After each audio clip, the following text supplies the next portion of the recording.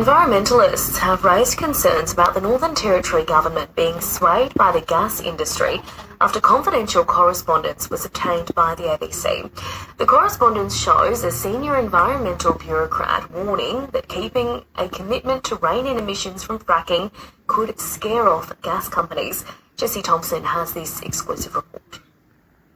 It was a key recommendation the NT government agreed to when it controversially lifted a ban on fracking in 2018. Before the first gas flowed, the NT and federal governments were urged to ensure there would be no net increase in the country's greenhouse gas emissions from producing NT gas. Strict new laws and regulations will be put in place to ensure that when fracking takes place, we protect the environment. But an email released to the ABC under Freedom of Information laws is fuelling fears the promise, known as Recommendation 9.8, could be watered down.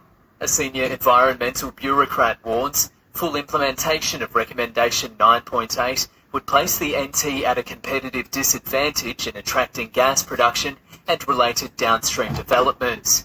The bureaucrat says one question for the NT government is how ambitious it wants to be with the commitments in the NT. The question Green groups are asking, why the NT government is so concerned about the interests of the gas industry. It's not appropriate for the environmental regulator to be factoring in questions of whether or not the gas industry is going to appreciate having to offset all of their emissions.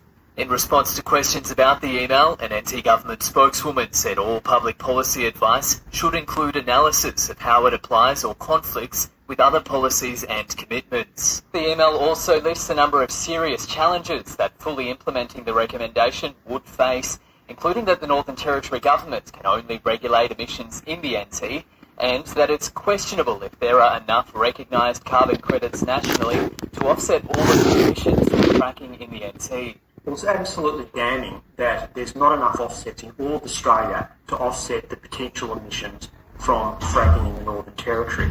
The government says it's taken several big steps towards honouring the promise since the March 2021 email. I could probably talk for a very long time around how we achieved 9.8. We have done considerable work already in that area.